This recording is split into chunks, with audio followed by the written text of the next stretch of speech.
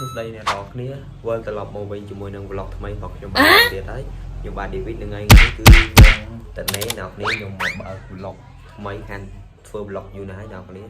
ហើយថ្ងៃនេះគឺយើងថ្ងៃអាទិត្យយើងខ្ញុំមករៀនទេហើយយើងទៅមកជុំទេខ្ញុំបានយក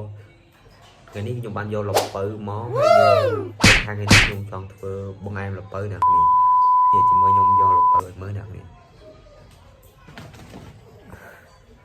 នេះអ្នកនេះលពៅអូខេនេះហើយថ្ងៃនេះចាំយើងធ្វើផ្អែមលពៅទាំងអស់គ្នាអ្នកនេះនេះយ៉ា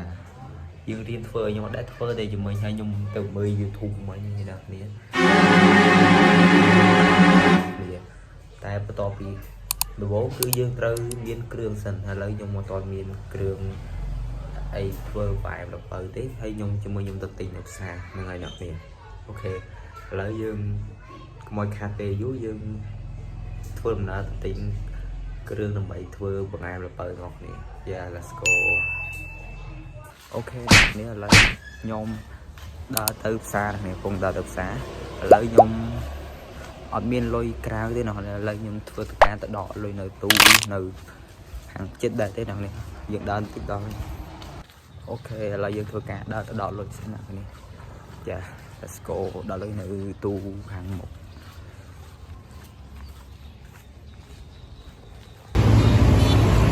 អូខេអ្នកនេះឥឡូវយើងបានមកដល់ទូហើយនេះអ្នកនេះអូខេអ្នកនេះឥឡូវខ្ញុំទៅណប់មកវិញហើយខ្ញុំបានទិញនេះអ្នកនេះនេះដំបូងយើងមានស្ករសអ្នកនេះស្ករសហើយទី2គឺខ្ទិះដូងយ៉ាខ្ទិះដូងយ៉ាហើយនឹងទី3គឺសាគូអ្នកនេះសាគូយើងសម្រាប់ដាក់លើផ្អែមអ្នកនេះចាយើងទីបាន3ហ្នឹងហើយឥឡូវយើងចាប់ផ្ដើមធ្វើទាំងអស់គ្នា let's go អូខេអ្នកនេះឥឡូវយើងនឹងចាប់ការចាត់ពុះលពៅរបស់យើងហើយយើងនឹងធ្វើការចម្អិនរបស់គ្នា let's go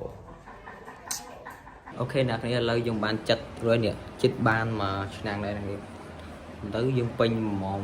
ឡូវយើងធ្វើការចម្អិនរបស់គ្នាឥឡូវនេះចាត់យូរដែរអ្នកនេះមិញ